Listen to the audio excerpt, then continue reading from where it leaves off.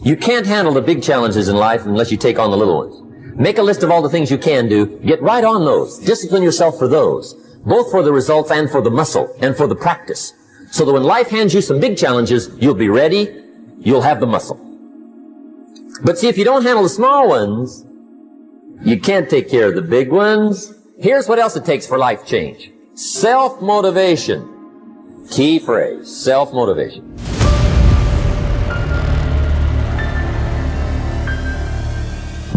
I don't know why we call it self-motivation. It's really the only kind there is. You got to motivate yourself. Because I found out you can't change people. They can change themselves, but you can't change them.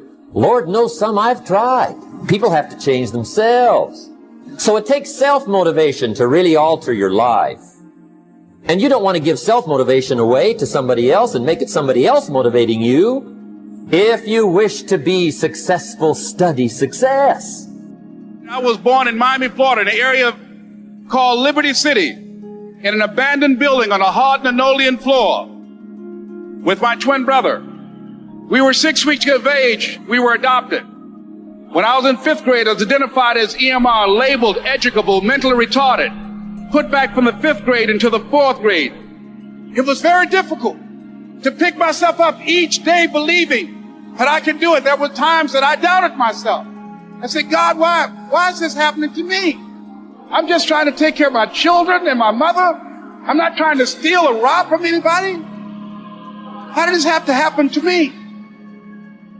It was very hard. And here's what I want to say to you. For those of you that have experienced some hardships, don't give up on your dream. No one could have convinced me by holding on, by continuing to push forward, by continuing to run toward my dream, that one day I would have my own talk show. Most of us in life, we work so hard for things. We think life's going to be a certain way, but as you're going to discover, life is never a straight line. You know, we're taught that. We think line is just, I'm going to go from here to there.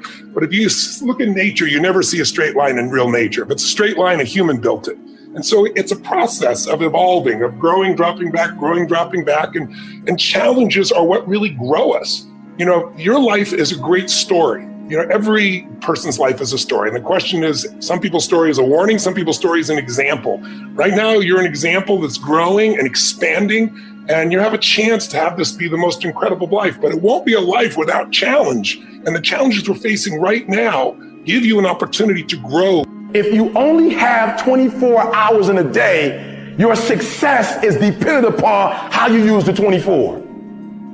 You got to hear me. People talk about Oprah Winfrey, Ted Turner, Warren Buffett. Listen to me. I don't care how much money you make. You only get 24 hours in a day. And the difference between Oprah and the person that's broke is Oprah uses her 24 hours wisely.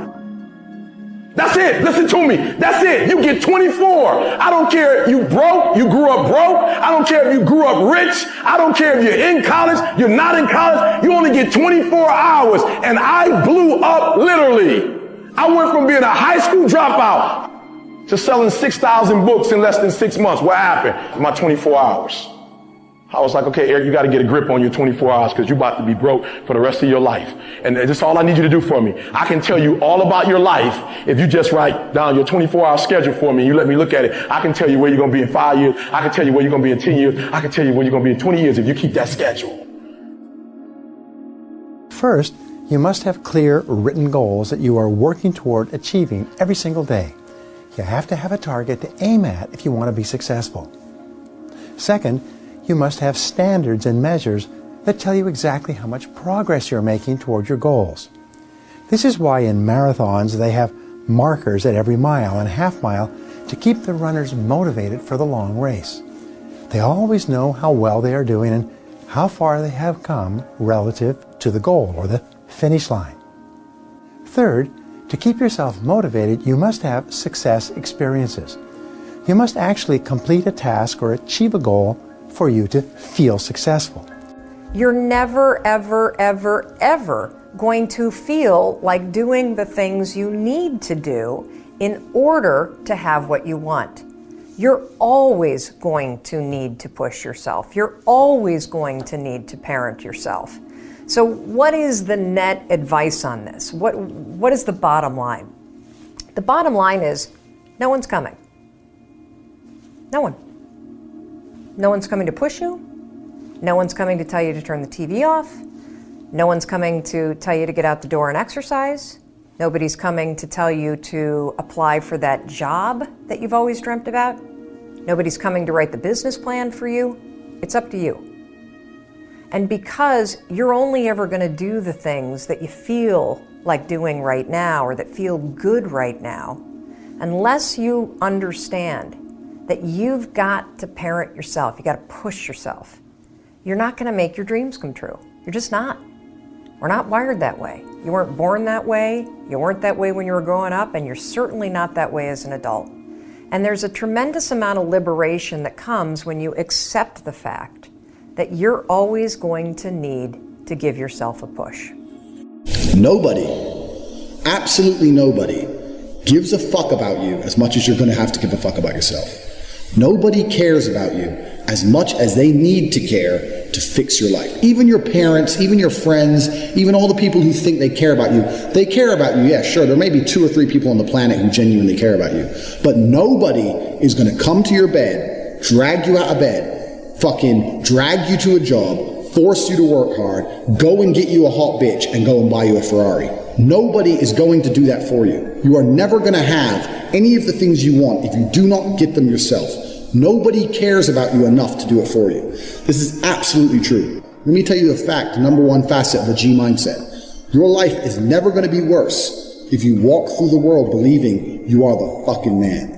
You wake up and look in the mirror and go, I'm the fucking man. I am the man. There's no one on this planet who can do shit I couldn't do if I put my mind to it.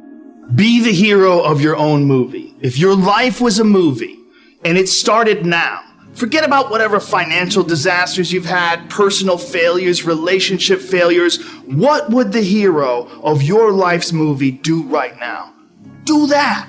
Do those things. We define ourselves far too often by our past failures. We look at our past and we say, well, that's me. That's not you. You are this person right now. You're the person who's learned from those failures. And you can choose to be the hero of your own movie right now. Write down your goals. Write down things you want to improve. Write down things you won't tolerate from yourself. Write down things that you've done in the past you never want to see yourself do again. And go forth from here as the hero of your own movie. Build momentum. Build confidence and momentum with each good decision that you make from here on out. You can do it. Anyone can do it. We live in unique times. We live in one of the rarest times in human history where you can choose almost all the input that comes your way. Whether it's the movies that you watch, the books you read, the podcasts you listen to, you can choose to be inspired. Do that. Do that. And be the hero of your own movie. Several people live to be 100 years old, and they have great lives, and they have great kids. Their kids go to college and all sorts of stuff. But somewhere in their life, there was a point where they had a decision to make. They can go left or right on this path. Left was the easy route. Right was the hard route. A lot of people take the easy route. And they had a good life that way, but the better life was going to the right side. And you may have 20 years of pain and suffering to get past it, but a lot of us die never truly starting our journey. You got to start your journey. It may suck, but it will come out the other side where you're coasting. The only way you're ever going to get to the other side of this journey is you have got to suffer to grow. To grow, you must suffer. Most of this generation quits the second they get talked to. You did this wrong, or they get yelled at. It's so easy to be great nowadays because most people are weak.